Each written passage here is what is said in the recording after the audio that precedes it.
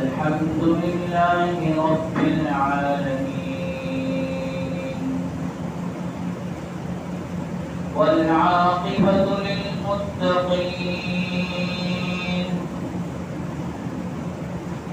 والصلاة والسلام على رسوله سيد الأنبياء خاتم المرسلين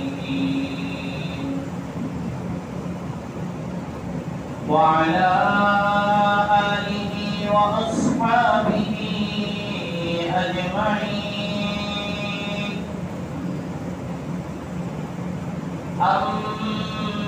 أما بعد فأعوذ بالله من الشيطان الرجيم. بسم الله الرحمن الرحيم.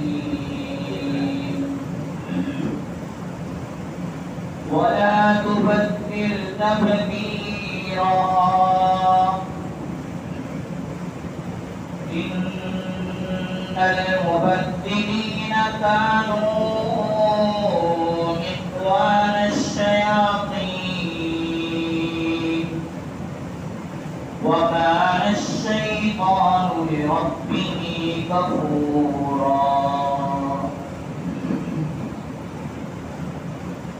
صدق الله العظيم وصدق رسوله النبي الكريم ونحن على ذلك لمن الشاهدين والشاكرين والحمد لله رب العالمين. قابل احترام بزرگوں، دوستوں اور عزیز ساتھیوں اور امت مسلمہ کی مقدس ماں اور بہنوں،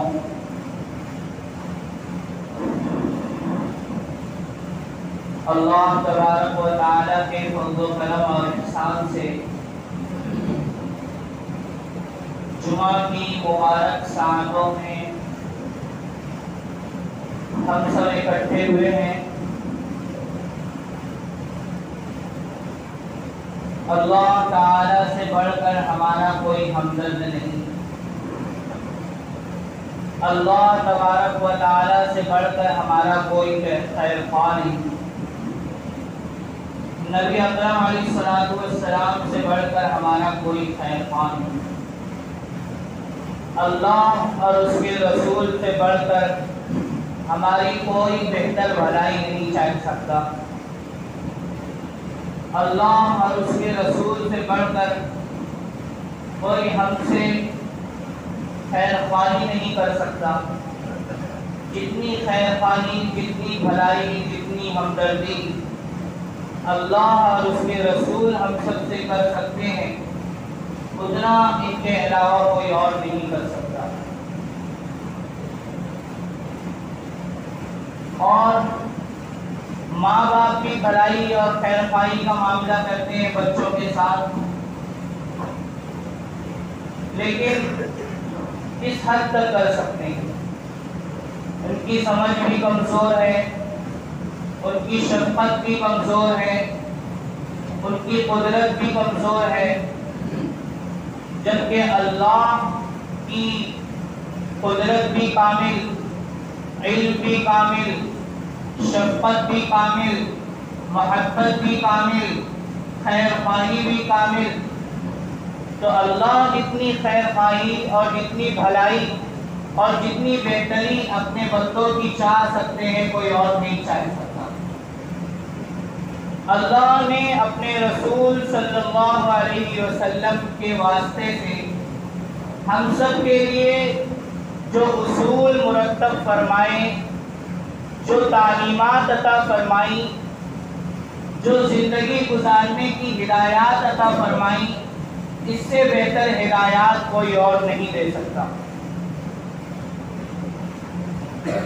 نبی اکرم علیہ السلام ہمارے حق میں، امت کے حق میں کتنا زیادہ بھلائی کے حریص تھے. اس کا تذکرہ قرآن کریم میں یوں فرمایا گیا حریص علیکم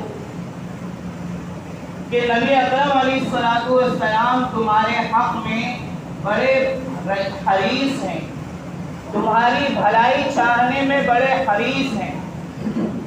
آج امت کا، آج ہمارا اپنے اللہ پر اور اپنے نبی پر اعتماد ہی نہیں رہا، اور آج ہم نے اپنے اللہ پر اور اپنی نبی پر سب سے پہلا سبق ہی بھلا دیا کہ اللہ اور اس کا محبوب ہمارے حق میں بھلائی چاہنے میں سب سے زیادہ حریص ہیں.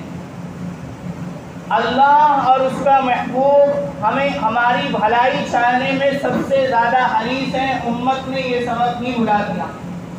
سب سے بڑا سبق، سب سے پہلا سبق کہ اللہ اور اس کا رسول امت کی بھلائی چاہنے میں سب سے زیادہ حریص ہیں. یہ سبق ہم نے بھلا دیا. تو اس کا نتیجہ کیا ہوا کہ آج امت، آج ہم سب غیروں کے در کے محتاج ہو گئے. آج ہم نبی کے نام لیوا ہیں، لیکن اس حد تک محتاج ہو گئے کہ اپنے دشمنوں کے طور طریقے ہم نے اختیار کیے ہوئے ہیں. ہمارے نبی کے پاس کیا نہیں ہے؟ کیا اصول زندگی نہیں ہے؟ کیا ہدایات نہیں دی نبی علیہ السلام نے؟ کیا تعلیمات نہیں بتائی؟ ہر شعبے سے متعلق زندگی کے ہر طور طریقے اور سلیقے نبی علیہ السلام نے اللہ کے بتائے ہوئے ہمیں بتا دیے.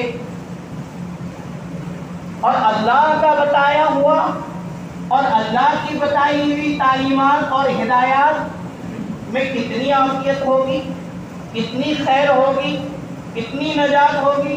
ابھی میں نے بتایا کہ اللہ کا علم بھی کامل، قدرت بھی کامل، شفقت بھی کامل، محبت بھی کامل، خیر خواہی بھی کامل. اللہ سے زیادہ کوئی خیر خواہ نہیں ہو سکتا. تو انہوں نے جو اصول نبی علیہ السلام کو عطا فرمائے امت کو دینے کے لیے، وہ اصول، وہ ہدایات، وہ تعلیمات خیر خواہی سے بھری ہوئی. نبی علیہ السلام نے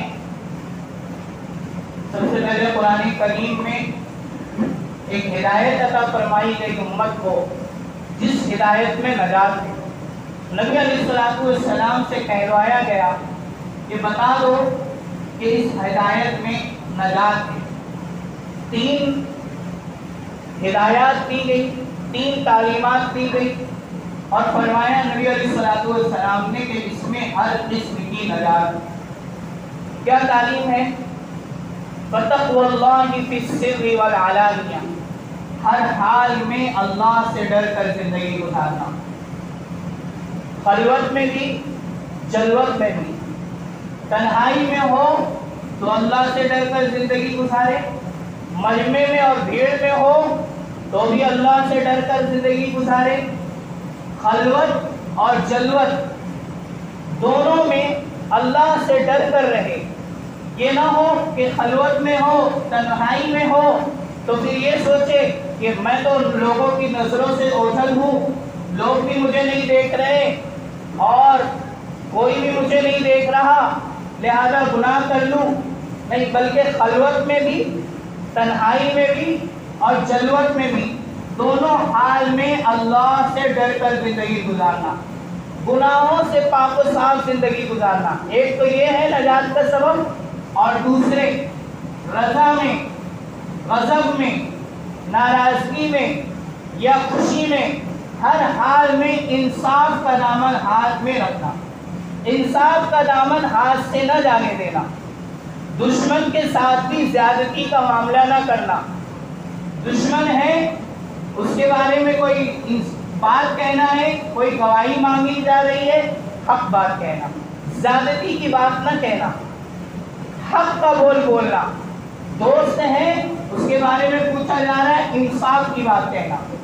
دوسری نجات والی بات. اور تیسرا جو میں آج لے کر بیٹھا ہوں، جس کے متعلق مجھے آج بتانا ہے اور خود اپنی زندگی میں بھی لانا ہے اور ہر ایک کی زندگی میں اس کی ضرورت ہے، وہ یہ ہے کہ خوشی میں، وہ یہ ہے کہ فقر میں، غریبی میں، تندرستی میں یا مالداری میں، ہر حال میں میانہ روی اختیار کرنا، یہ اللہ تعالیٰ کو بہت زیادہ پسند ہے کہ درمیانی چال چلے بندہ۔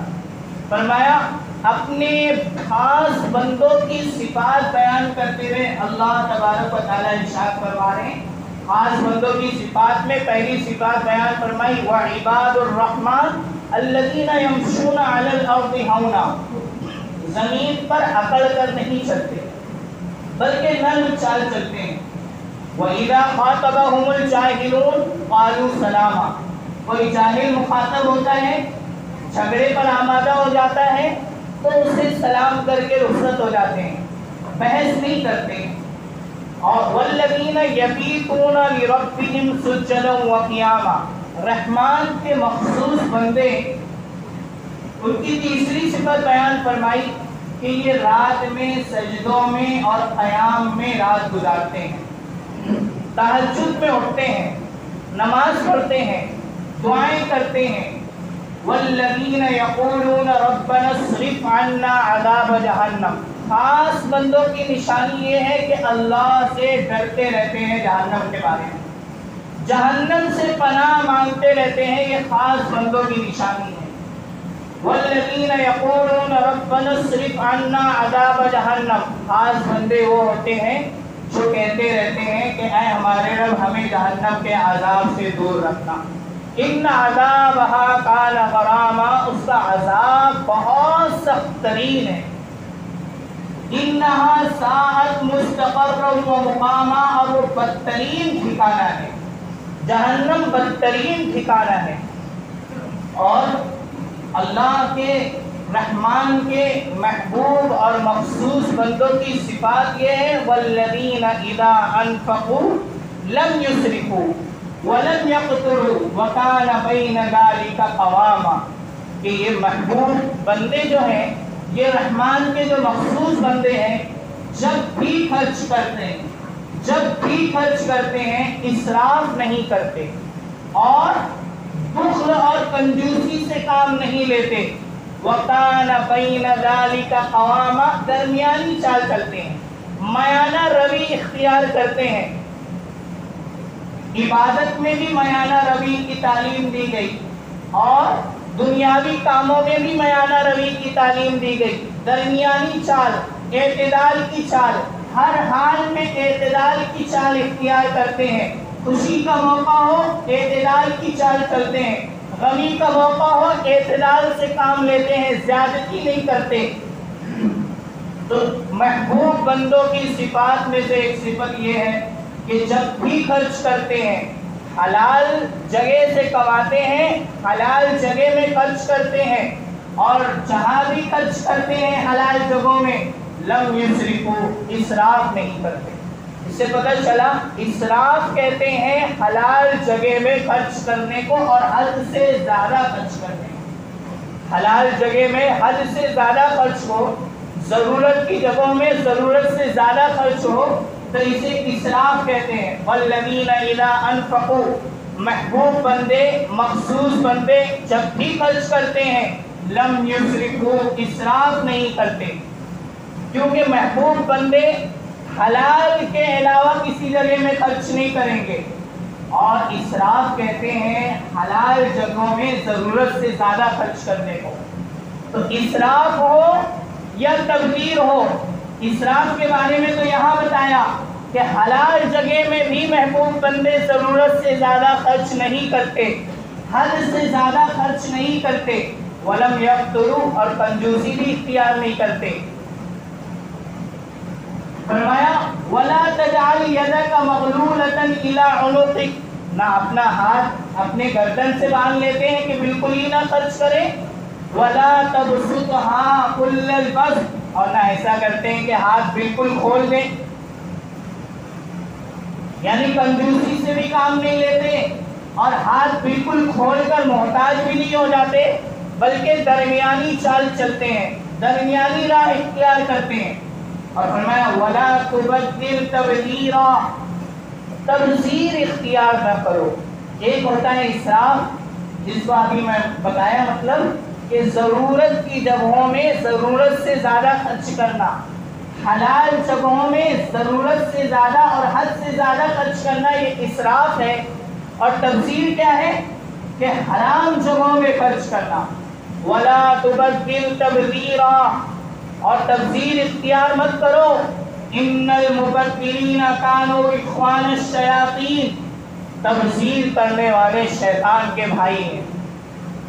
ریا و نمائش میں خرچ کرنا، نمود و نمائش میں خرچ کرنا، شادی بیاہ میں خرچ کرنا، رسوم و رواج میں خرچ کرنا، یہ تبذیر ہے۔ اور فرمایا وَلَا تُبَذِّرْ تَبْذِيرًا إِنَّ الْمُبَذِّرِينَ كَانُوا إِخْوَانَ الشَّيَاطِينِ وَكَانَ الشَّيْطَانُ لِرَبِّهِ كَفُورًا، اور شیطان تو اپنے رب کا ناشکرا ہے ہی، اور تم تبذیر کر کے اپنے رب کے ناشکرے بننا چاہتے ہو۔ تو اسلام کی ایک بہت بہترین تعلیم ہے ہر حال میں اعتدال کے ساتھ چلنا، اور ہر معاملے میں اعتدال اختیار کرنا، ہر معاملے میں اعتدال اختیار کرنا، لباس میں، پوشاک میں، خوراک میں، چال چلن میں، زندگی کے ہر معاملے میں اعتدال کی تعلیم دی گئی ہے۔ نہ حد سے آگے بڑھے، نہ حد سے نیچے اترے۔ عبادت کے معاملے میں جب اعتدال کی تعلیم دی گئی ہے، ایک صحابہ کی جماعت نبی علیہ الصلوۃ والسلام کے پاس آئی، ان میں سے ایک کہنے لگے کہ نبی علیہ الصلوۃ والسلام، یا رسول اللہ، آپ تو بخشے بخشائے ہیں، آپ تو زیادہ عبادت نہ بھی کریں تو بھی آپ بخشے بخشائے ہیں، آپ تو کوئی گناہ بھی نہیں کرتے، اور اگر گناہ ہو بھی جائے تو بھی آپ بخشے بخشائے ہیں۔ اللہ نے تو آپ کے بارے میں کہہ دیا آپ کے اگلے پچھلے سارے گناہ اگر ہوں بھی تو معاف۔ نبی علیہ الصلوۃ والسلام گناہ کرتے نہیں، انبیاء معصوم ہوتے ہیں، گناہوں سے پاک رہتے ہیں، لیکن ہو بھی جائیں، خطا ہو بھی جائیں، کوئی چوک ہو بھی جائے تو معاف۔ صحابہ نے یہ کہا کہ اے اللہ کے نبی، آپ تو بخشے بخشائے ہیں، آپ کو زیادہ عبادت کی ضرورت نہیں، پھر بھی آپ عبادت کرتے ہیں، پھر بھی آپ راتوں رات جاگتے ہیں، پھر بھی آپ اتنی عبادت کرتے ہیں کہ آپ کے پاؤں میں ورم اور سوجن آ جاتی ہے، تو ہماری کیا مجال، اور ہم کس کھیت کی مولی، ہمیں تو زیادہ سے زیادہ عبادت کرنا چاہیے۔ لہذا آج سے میں پوری رات عبادت کروں گا، پوری رات جاگ کر اللہ کے سامنے کھڑا رہوں گا۔ اور دوسرے نے کہا کہ اللہ کے رسول، میں آج سے پوری زندگی روزہ رکھوں گا، روزہ ترک نہیں کروں گا، پوری زندگی دن بھر روزہ رکھوں گا۔ اور ایک نے کہا اے اللہ کے نبی، میں پوری زندگی عبادت میں گزار دوں گا، شادی نہیں کروں گا، زاہدانہ زندگی گزار دوں گا اور شادی نہیں کروں گا۔ نبی علیہ الصلوۃ والسلام نے ارشاد فرمایا یہ میرا طریقہ نہیں ہے، میں بھی عبادت کرتا ہوں، اور اس سے زیادہ متقی کون ہو سکتا ہے؟ لہذا میں اعتدال کی زندگی گزارتا ہوں، جو زندگی اللہ کو پسند ہے، جو زندگی میرے اللہ کی بتائی ہوئی ہے، وہ زندگی اعتدال کی زندگی ہے۔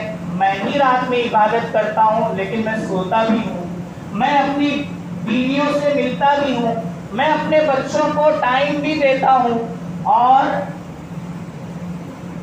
دن میں روزہ بھی کبھی رکھتا ہوں اور کبھی نہیں بھی رکھتا، کبھی روزہ رکھتا ہوں کبھی نہیں رکھتا۔ تو اس طرح اعتدال کی زندگی گزارو کہ روزہ بھی رکھو اور کبھی روزہ نہ رکھو، رات میں عبادت بھی کرو اور بیویوں کے لیے ٹائم بھی دو۔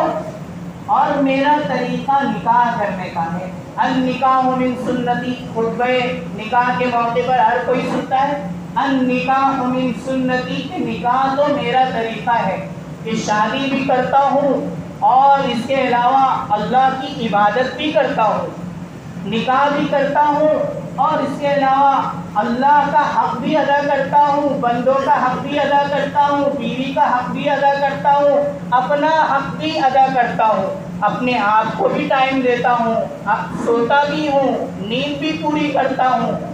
تو نبی علیہ الصلوۃ والسلام نے اعتدال کی تعلیم عطا فرمائی۔ آج امت نے اعتدال سے ہٹ کر ایسی زندگی گزاری ہے جس کی وجہ سے امت محتاجگی کا شکار ہو گئی ہے، امت کے اندر خودداری نہیں رہی، امت محتاج ہو کر رہ گئی ہے، امت پریشان حال زندگی کیوں گزار رہی ہے؟ اس وجہ سے کہ امت فیشن پر آ گئی، امت کی زندگی تکلفات سے بھر گئی، ورنہ تو صحابہ کی زندگی تکلفات سے خالی ہوتی تھی، مصنوعی چیزوں سے خالی ہوتی تھی، فیشن سے خالی ہوتی تھی۔ عبداللہ ابن مسعود رضی اللہ تعالیٰ عنہ صحابہ کے بارے میں ارشاد فرماتے ہیں کہ صحابہ کی اور سارے صحابہ کی عادتیں کیا ہوتی تھی؟